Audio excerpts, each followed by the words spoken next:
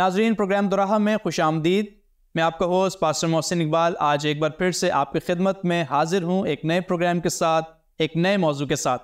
और आज का जो मौजू होगा वो है इंसानी जज्बात। इंसानी जज्बात खुदा ने इंसान के अंदर रखे हैं। कभी ये जज्बात खुशी के हैं, कभी गमी के हैं और दीगर इस तरह के जज्बात इंसान अपनी ज़िंदगी में रखता है। मुख्तलिफ रिएक्शंस वो अपनी ज़िंदगी में जो है वो जज्बात को मद्देनज़र रखते हुए देता है। सो आज का मौजू इंसानी जज्बात है और इस पर गुफ्तगू करने के लिए मेरे साथ आज स्टूडियो में प्रोग्राम दुराहा में ब्रदर विंसेंट वेलफोर्ड मौजूद हैं। हम इनको अपने प्रोग्राम में खुश आमदीद कहते हैं। बहुत शुक्रिया पास्टर साहब कि आपने मौका दिया कि इस टॉपिक पे आपके साथ गुफ्तगू की जा सके। आज का मेरा पहला सवाल ब्रदर विंसेंट आपसे होगा कि इंसानी जज्बात क्या हैं और इसके टाइप्स क्या हैं, इसके बारे में आप प्लीज़ बताइएगा। जी बिल्कुल, देखिए जैसे कि आपने प्रोग्राम के शुरू में अर्ज़ किया कि इंसान बहुत सारी खसूसियात के साथ पैदा हुआ है, ठीक है।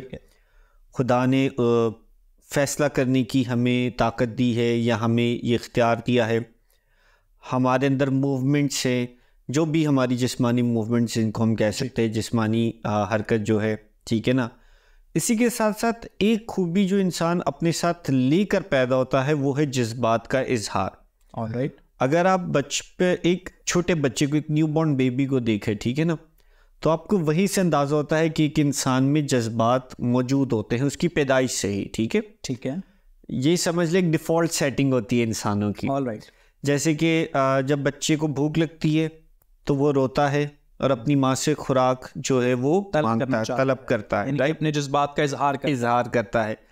जब उसको उसके घर वाले गोद में उठाते हैं, उसको खिलाते हैं या उसके साथ खेलते हैं, उसके साथ पॉजिटिव बातें करते हैं, तो वो बच्चा हंसता है, वो मुस्कुराता है और उसके कहकहों से जो है वो पूरा घर गूंज उठता है और एक खुशी का माहौल भी घर में बनता है। जी, तो दो बुनियादी जो जज्बात इंसान फितरी तौर पर दिखाना शुरू करता है, एक तो रोना और दूसरा हंसना। ठीक है, तो यहाँ से हमें पता चलता है कि इंसान जज्बात को लेकर पैदा होता है। ठीक है।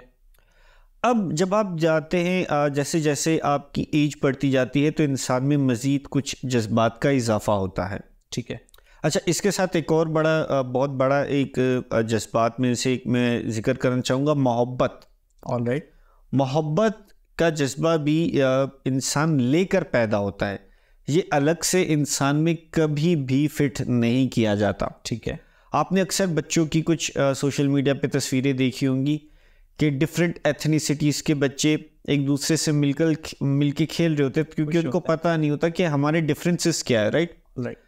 तो मोहब्बत जो है ये इंसान का डिफ़ॉल्ट इमोशन है, यानी कि ये जो मोहब्बत का एलिमेंट है ये खुदा ने इंसान के अंदर दिया हुआ है। ऑलराइट। अब अगर हम इसकी टाइप्स की बात करें तो यूजुअली जो साइकोलॉजिस्ट है वो इमोशंस को दो टाइप्स में जो है वो सेपरेट करते हैं।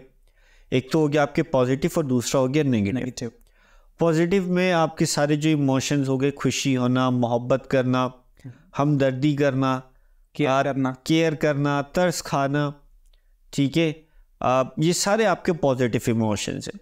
इसके ऑपोजिट जो नेगेटिव इमोशंस हैं, आप उसको कुछ लोग, अच्छा, एक इमोशन जिसको हम कहते हैं रोना, कुछ इसको पॉजिटिव में रखते हैं, कुछ इसको नेगेटिव में रखते हैं, क्योंकि रोना भी इंसान के लिए ज़रूरी है। ये सिचुएशंस पे डिपेंड करता है। एग्जैक्टली।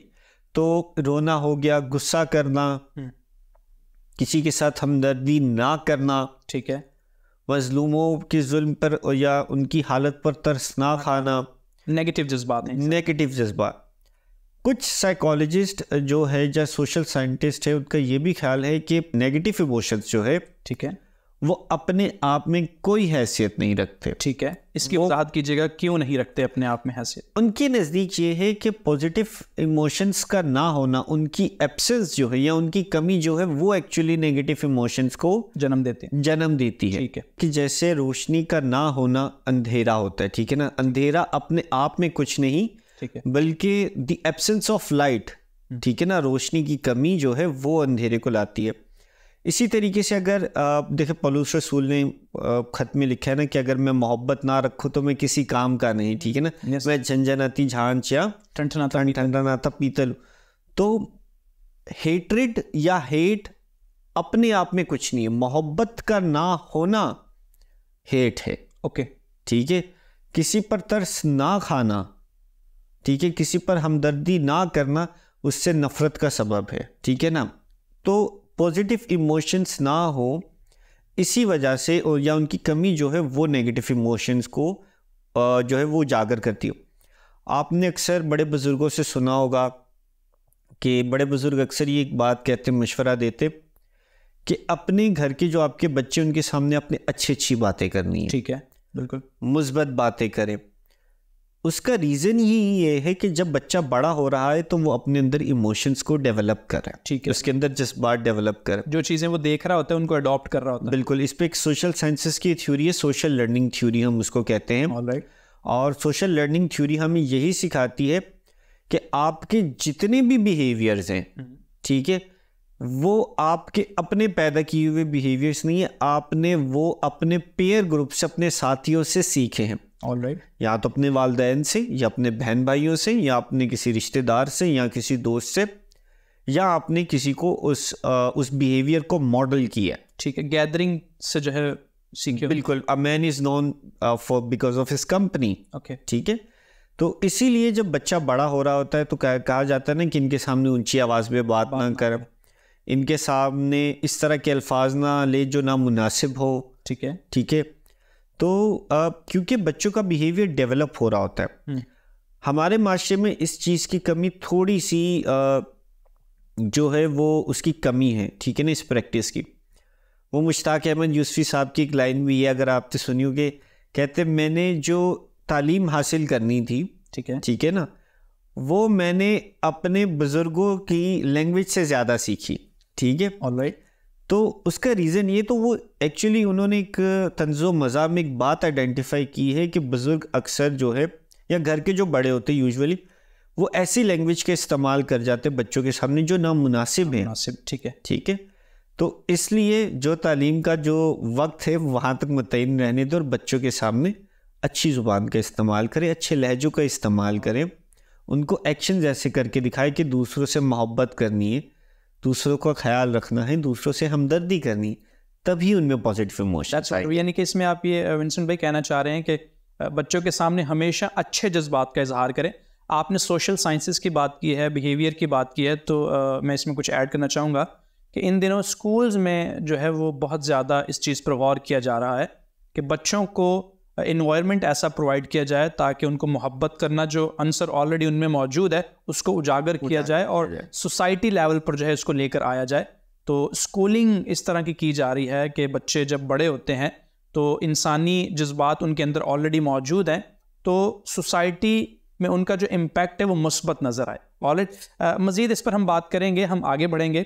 जिस तरह हम बात करें कि इंसान के अंदर जज्बात हैं जो कि खुदा ने उसमें रखे, क्या खुदा के अंदर भी जज्बात हैं? देखिए, जब हम पैदाइश से मुताला करते हैं कलाम मुक़द्दस का, और जो बात आपने शुरू में अर्ज़ की कि खुदा ने जो है वो इंसान को अपनी शबीह पर बनाया, तो इंसान ने आज तक दुनिया में जो भी कर रहा है ना, उसमें उसका कोई कमाल नहीं है। ठीक है, ठीक है, क्योंकि खुदा ने इंसान को अपनी शबीह पर बनाया है, तो ये इसी का रीज़न है कि इंसान जज्बात रखता है। ठीक है, और जब हम पुराने अहदनामे में, नए अहदनामे में देखते हैं, खुदा बाप ने बड़ी जगह पर अपने जज्बात का इजहार किया। फिर खुदा यीशु मसीह जब अपनी ज़मीनी खिदमत के जिस दौर में रहे, तो उन्होंने बहुत जगहों पर मुख्तलिफ जज्बात का जो है वो इजहार किया। बिल्कुल ऐसे। ठीक है, तो इन सारी बातों से हमें दलाइल मिलते हैं कि बिल्कुल खुदा जज्बात रखता है। बल्कि कुछ हवाला जात हैं जो मैं चाहूँगा कि आज हम उनको रेफरेंस भी चेक करें। ठीक है, तो सबसे पहले तो आप अगर तो देखें पैदाइश छठे बाब में, ठीक है ना, जहाँ पे हमें ये जिक्र मिलता है कि हज़रत नूह के वक्त की जब बात है कि खुदा ने देखा कि ज़मीन पर गुनाह है, और वहाँ पे लिखा है कि खुदा मलूल हुआ। जी, ठीक है, ये एग्जैक्टली वर्ड यूज़ हुआ कि खुदा मलूल हुआ। जी, ठीक है ना, खुदा गमगीन हो रहा है। तो ये भी एक एक्सप्रेशन है ना, एक्सप्रेशन ऑफ इमोशंस है, जज्बात का इजहार है। ठीक है, ठीक है, और इसी के साथ आप अगर आगे चलते जाए, ये शाया 62वां बाब है, वहाँ पे लिखा है कि खुदा मसरूर होगा। ठीक है, ठीक है, खुदा खुश भी हो रहा है। जी बिल्कुल ऐसे। आप थोड़ा सा नए अहदनामे में चले जाए तो यूहन्ना रसूल की मार्फत लिखी गई अंजील, उसका 3 बाब और 16वीं आयत, कि खुदा ने दुनिया से ऐसी मोहब्बत रखी कि उसने अपने जज्बात का इजहार किया है अपने बेटे को दुनिया में भेज के। तो खुदा बाप ने बारहा बहुत सारे, और आपको ऐसे बहुत सारे हवाला जात मिलेंगे। दाऊद के बारे में खुदा ने कहा था कि मेरी पसंद का, मेरे दिल की मर्जी के, मेरी दिल की मर्जी के मुवाफिक इंसान मुझे मिल गया। और खुदा जो है वो बारहा अपने चुनिंदा लोगों से खुश होता है, उनसे इजहार करता है कि मैं खुश हुआ। और उसके अलावा खुदा ने फिर गुस्सा भी किया जी, जब बनी इसराइल ने बछड़ा बना दिया। और आपको इसका हवाला इस्तिस्ता में मिलता है कि आप देखते हैं कि खुदा हारून पर भी गज़बनाक हुआ, लेकिन फिर मूसा कहते हैं कि मैंने हारून के लिए भी दुआ की। और वहाँ पे आयत में लिखा है कि तूने खुदा को, बनी इसराइल, तूने खुदा को भड़का दिया, गज़बनाक किया खुदा को। तो खुदा ने, अब आप देखिए जितने भी इमोशंस है, ठीक है ना, फिर उसके बाद देखिए खुदा ने तरस भी खाया, बिल्कुल ऐसे ऐसे, ठीक है। इसके लिए आप अगर तो मेन रेफरेंस देखते चाहे कि खुदा ने तरस खाया, तो सबसे पहली चीज़ तो हमें इसकी जो सबसे बड़ी रेफरेंस मिलता है कि जब खुदावन यसु मसीह के पास बड़ी भीड़ जमा थी, और आप देखते हैं कि लोगों ने जो है वो क्या कहते हैं, उसके पीछे बस चल रहे 5,000 तकरीबन मर्द का मजमे। तो खुदा ने उनकी तरफ देखा और उनको तरस आया उस पर कि ये भीड़ उनकी तरह है, ये प्रगंदा है और इनका कोई चरवाहा नहीं। और फिर उसने अपने शागिर्दों से भी कहा कि इनके लिए कुछ खुराक का बंदोबस्त कर। बिल्कुल ऐसे खुदा ने वहाँ पे अपने इजहार किया है जज्बात का, बिल्कुल ऐसे। फिर खुदा ने यीशु मसीह के मोहब्बत के वाक़यात मिलते कि लाज़र और उसके ख़ानदान से मोहब्बत, बिल्कुल ठीक है। और हमदर्दी का हमें वाक़या बड़ा मिलता है कि जब वो औरत जिसको संसार किया जा रहा था, जो है खुदा यीशु मसीह वहाँ खड़े हो गए और उन्होंने कहा कि पहला पत्थर वो मारे जिसने गुनाह ना किया, मजलूम के साथ हमदर्दी, ठीक है। तो ये सारे जज्बात आपको थ्रू आउट द बाइबल मिलते हैं। इस पर हम बात करेंगे कि इंसान अपने जज्बात पर काबू नहीं रख पाता, राइट, लेकिन खुदा के जज्बात की जब हम बात करते हैं तो खुदा अगर किसी कौम पर गज़बनाक भी हुआ है तो खुदा एक टाइम फ्रेम देता है कि हम जो है वो तौबा कर लें। सदूम और अमूरा के दौर की अगर हम बात करें तो वहाँ पर भी खुदा ने अपने लोगों को भेजा कि आप उनसे कहें कि वो अपनी बदी से बाज आ जाएं। यूना नबी के दौर में बिल्कुल ऐसे ही हर जगह पर खुदा के जज्बात हमें नज़र आते हैं कि अगर खुदा गज़बनाक भी हुआ है तो उसके साथ साथ खुदा उनको कंफर्ट भी करता है। ऐसा ही सर, राइट। हम बात करेंगे आज के दौर की। दौर हाज़रा में इंसान बहुत तरक्की कर रहा है और आप देखते हैं कि आर्टिफिशियल इंटेलिजेंस भी जो है वो अपने पंजे गाड़ रही है और इंसान ने जो काम इंसानों से लेना था वो रोबोट से लिया जा रहा है। तो आप क्या समझते हैं कि ये जो तरक्की की मनाज़िल इंसान तय कर रहा है, क्या कोई ऐसा वक्त आएगा कि जिसमें वो रोबोट के अंदर जो है वो जज्बात रख सके या कायम कर सके? अच्छा चले मैं आपको बताता हूँ। टेक्नोलॉजी जो हम देख रहे हैं, ठीक है ना, तो हम उसमें देख रहे हैं कि इंसान करना ही चाह रहा है अपनी सहूलत के लिए टेक्नोलॉजी को दिन ब दिन तरक्की इन्वेंट कर रहा है। अब उन्होंने देखा कि जी इंसानी जहन क्या कर सकता है। पहले देखा उन्होंने कि इंसानी जहन हिसाब किताब कर सकता है, तो पहले कैलकुलेटर्स बनी, अर्ली कंप्यूटर्स जो थे वो हिसाब किताब करने के लिए बने, ठीक है। अच्छा वो रिकॉर्ड मेंटेन करने के लिए बन गए। अब वो छोटे मोटे ऑपरेशंस ऐसे करते करते इवेंचुअली तरक्की होती गई। और साथ ही साथ उन्होंने देखा कि अब हम जैसे सुनते कि अब तो ऑपरेशंस भी जो है वो कंप्यूटर्स के ज़रिए, ऑब्वियसली रोबोट्स करते, प्रोग्रामिंग होती है उनकी, ठीक है, और वो प्रोग्राम्स जो हैं वो अपना क्या कहते हैं एक सिस्टमेटिक तरीके से ऑपरेशन कर देते हैं। इशू फिर इनको कहा फील हुआ कि जो रोबोट्स वगैरह हैं उनका अपना कुछ जहन नहीं, ठीक है, जो टेक्निकल नॉलेज रखते हैं कंप्यूटर साइंस वगैरह की, वो जानते कि इनकी एक स्पेसिफिक प्रोग्रामिंग हुई होती है, बिल्कुल वैसा ही उन्होंने करना है। उन्होंने देन एंड देयर परफॉर्म, उन्होंने बस चीज़ें तो उठा के वो थेराफते नहीं, दैट्स इट। उनका अपना कोई जहन नहीं है, ठीक है, तो वो महदूद है। अब क्योंकि इंसान खुद महदूद है तो उसकी बनाई हुई चीज़ें भी महदूद रहेंगी। वंडरफुल। इन्होंने क्या कोशिश की, या साइंस के जो बड़े बड़े उस्ताद हैं उन्होंने क्या सोचा कि अब हमें इस बैरियर को भी ब्रेक करना है। ठीक है कि हम कम से कम ऐसी मशीन्स तो बनाएं जो एक मुकम्मल इंसान जितनी तो हो, और उसमें क्या क्या चीज़ें, क्या क्या फीचर्स होनी चाहिए। तो उसमें से एक फीचर्स इमोशनल इंटेलिजेंस का भी है जी। ठीक है। आपको एक फिल्म आई थी इंडिया में कुछ साल पहले, आपको अगर याद हो तो, एक वो फिल्म थी रोबोट के नाम से। जी बिल्कुल। ठीक है। बड़े लोगों ने उसका मजाक उड़ाया कि अच्छा जी रोबोट इन्होंने दिखा दिया वो, लेकिन अगर आप उस फिल्म को आज के दौर में बैठ के देखें तो आपको पता चलेगा कि उन्होंने आज से 10-12 साल पहले कितना बड़ा कॉन्सेप्ट उस फिल्म में दिखाया है। हाँ जी, जो आज हम आर्टिफिशियल इंटेलिजेंस की जो हम बात कर रहे हैं आज। एग्जैक्टली कि अगर तो उस रोबोट को जज्बात दे दी गए और हम उसकी स्टोरी लाइन देखते कि उस रोबोट को फिर एक लड़की से मोहब्बत हो जाती है और वो उस लड़की की मोहब्बत में या आगे कुछ और लोगों के मैनिपुलेशन के थ्रू जो है वो पूरे एक शहर को तबाह कर देता है। तो वो उन्होंने साथ में दिखाया है कि अगर तो रोबोट्स में इमोशन डाल दिए गए तो उसके क्या जो है वो आपको रिजल्ट्स डेंजरस होंगे।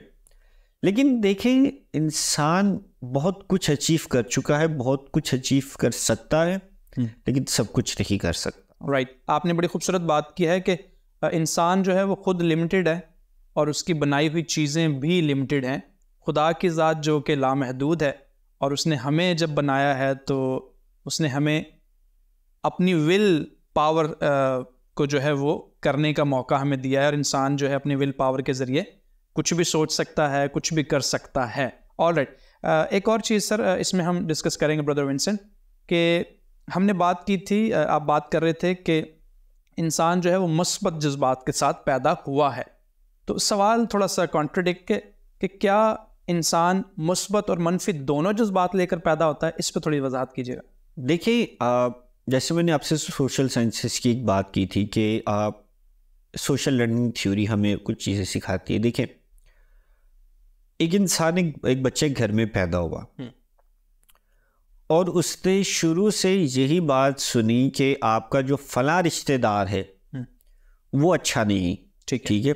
अभी मैं किसी कौमियत या किसी उसकी एग्जाम्पल नहीं दे रहा, जनरल या हमने ये सोचा हुआ शुरू से कि हमारा जो पड़ोसी मुल्क है वो अच्छा नहीं है। ठीक है, वो अच्छे नहीं है, वो ऐसे हैं, वो वैसे हैं, वो ऐसे नहीं है। तो एक जनरल स्टेटमेंट ये है कि मेरे जहन में उनके लिए नफरत होगी। बिल्कुल होगी। मैं जब भी अपने उस पड़ोसी मुल्क के लोगों का नाम सुनूंगा या अपने उस रिश्तेदार का नाम सुनूंगा तो मेरे जो दिल में जज्बात है वो नेगेटिव आएंगे। ठीक है। मुझे ना उससे कभी हमदर्दी होगी, ना मुझे कभी उनसे मोहब्बत होगी, ना मुझे कभी उनसे उनसियत होगी, ना मैं कभी उनकी हालत पे, अगर तो उनकी हालत ख़राब है, कभी उनकी कोई नहीं खाऊंगा, तरस नहीं खाऊंगा। ठीक है। तो ये जो इमोशंस है, ये वाले जो नेगेटिव इमोशंस है, ये इंसान को सिखाए जाते हैं। ठीक है। मुआशरा सिखाता है, घर सिखाता है, माशरा सिखाता है, और कुछ हद तक मज़हब का भी एलिमेंट इसमें मौजूद होता है। ठीक है।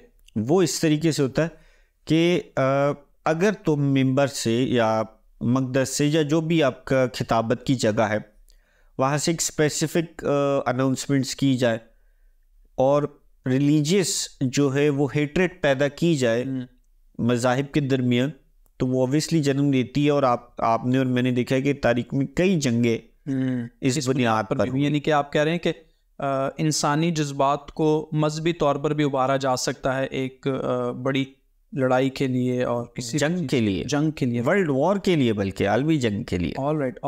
ब्रदर विंसेंट, आपने बात की है कि मज़हब का भी हाथ होता है इंसान के जज्बात को उभारने में। तो एक सेइंग है, मैं आपके साथ शेयर करना चाहूँगा कि किसी ने कहा कि अगर आपका जो रिलीजन है या जो आपका अकीदा है वो अगर आपको इंसान से नफ़रत करना सिखाता है तो फिर आपको गौर और फिक्र करने की ज़रूरत है कि ऐसा क्यों है। क्योंकि जब खुदा की बात होती है या खुदा के साथ जुड़े हुए तमाम तर जितनी भी चीज़ें हैं, जब खुदा से रिलेट करते हैं तो इट मीन्स कि वहाँ से मोहब्बत ही सिखाई जाएगी। और इसकी मिसाल बाइबल मुकद्दस में हमें वाज़ेह तौर पर मिलती है कि खुदा ने दुनिया से ऐसी मोहब्बत रखी कि उसने अपना इकलौता बेटा बख्श दिया ताकि जो कोई भी उस पर ईमान लेकर आता है हलाक नहीं होता। तो इसके साथ खुदावंद यीशु मसीह जब ज़मीनी ज़िंदगी में मौजूद थे तो उन्होंने भी, जैसे आपने भी जिक्र किया, कि वो हर एक इंडिविजुअल के पास भी गए, वो जिस कंडीशन में भी है, जिस सिचुएशन में भी है, जिस हालत में भी है, खुदावंद यीशु मसीह ने अपने जज्बात को, मतलब कि मोहब्बत के जज्बात को वहाँ पर पेश किया है। देखिए, अब मोहब्बत का तो जब टॉपिक आ जाता है तो खुदावंद यीशु मसीह से तो बढ़ के कोई प्राइम एग्जाम्पल है ही नहीं इस दुनिया में, ठीक है। और उन्होंने मोहब्बतों की वो मिसालें कायम कर दी जिसको मॉडल करके उनके पैरोकारों ने दुनिया में बड़ी बड़ी मिनिस्ट्री की है, ठीक है। जो आपने पहली बात की थी कि तमाम मज़ाहिब मोहब्बत की बात करते हैं, बिल्कुल ऐसा ही है। आप जितनी भी अदियान हैं दुनिया में, आप उनका जो है वो मुताला करें और उनके कोर कॉन्सेप्ट को उठाकर देखें तो वो यही कहते हैं कि आपने इंसानियत, आपका जो है वो पहला स्टैंडर्ड होना चाहिए किसी की मदद करने का, किसी की मोहब्बत करने का। अच्छा, ये नैरेटिव्स कहीं ना कहीं आपको बाइबल से ही मिलते हैं। अब जितने भी अदियान उठा के देख लें, ठीक है, खुदावंद यीशु मसीह को ही मोहब्बत का सिंबल क्यों माना जाता है पूरी दुनिया में?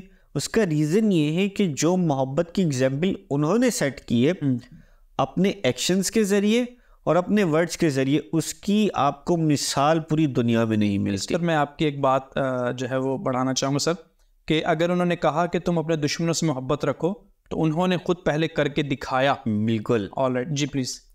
इसकी दो प्राइम एग्जांपल्स मैं आपको दूंगा। जब वो सामरी की तमसील उन्होंने सुनाई जी, ठीक है, नेक सामरी की, तो हम क्या सुनते हैं कि एक इंसान जो अधमुआ पड़ा था, जिसको लूट फूट लिया और उसको मारा पीटा गया और वो अधमुआ पड़ा, तो काहिन गुजरा, लावी गुजरा, उन्होंने मदद दी गई, लेकिन एक सामरी इंसान ने उसकी मदद की, तो कौन बड़ा हुआ? वो सामरी, ठीक है। फिर खुदावंद यीशु मसीह से मोहब्बत पे सवाल होता है तो उन्हें बोला गया था कि अपने पड़ोसी से अपनी मानिंद मोहब्बत रख जी, लेकिन पड़ोसी कौन है? उन्होंने बोला वो पड़ोसी जो तेरे साथ बैठा है। ये नहीं बोला कि वो यहूदी जो तेरे साथ बैठा है, वो बुद्धमत जो तेरे साथ बैठा है, या किसी रिलीजन का नाम नहीं लिया, या कोई गोरा या कोई काला तेरे साथ बैठा है। नो, जो तुम्हारे साथ बैठा है। और यानी कि मसीह ने अनलिमिटेड बात की है, एक्जैक्टली, उसको कूजे में बंद नहीं किया है, ठीक है। माफ़ करने की जो खुदावंद यीशु मसीह की प्राइम एग्जाम्पल है, ठीक है। एक जो एग्जाम्पल मैं आपको पहले भी दे चुका हूँ, उस औरत की जिसको संसार किया जा रहा था, ठीक है, और उस टाइम आपको पता है कि शरीयत के बुजुर्ग जो थे, फकी फरीसी जो थे, वो वहाँ खड़े थे और एक पूरे मजमे के साथ, मजमे के सामने खड़े हो जाना उस औरत के लिए, हालांकि आप उनकी तरफ से तो देखें वो तो सही कर रहे थे ना, शरीयत का कानून ये है बिल्कुल, ठीक है, लेकिन क्योंकि खुदावंद यीशु मसीह तो शरीयत को पूरा करने आए थे जी, ठीक है, उन्होंने ऐसी प्राइम एग्जाम्पल सेट करनी थी। तो ऐसी बारहा आपको मिसालें खुदावंद यीशु मसीह की ज़िंदगी से मिलती है जो मोहब्बत की डेफिनेशन को ही अलग कर देती है। और पौलुस रसूल ने क्या खूब कहा है कि ईमान, उम्मीद, मोहब्बत, ये तीनों दायमी हैं, लेकिन अफजल इनमें मोहब्बत है। अफजल इनमें मोहब्बत, ठीक है, वंडरफुल। किताब मुकद्दस में बहुत सारी बातें हमें इस हवाले से मिलती हैं। तो जैसे अभी हमने काफ़ी मिसालों को तो डिस्कस किया है, तो हम मज़ीद इस पर बात करेंगे कि बाइबल मुकद्दस में इंसान को अपने जज्बात के इजहार करने का जो तरीका सिखाया गया है वो क्या है, और अकॉर्डिंग टू बाइबल मुकद्दस को मद्देनज़र रखते हुए हमें अपने जज्बात का इजहार किस तरह करना है, मुआशरे में भी और इस दुनिया में भी। सिर्फ इसकी एक एग्जाम्पल है, बहुत प्राइम एग्जाम्पल है, और समंदर को कुएं में बंद करने वाली बात है।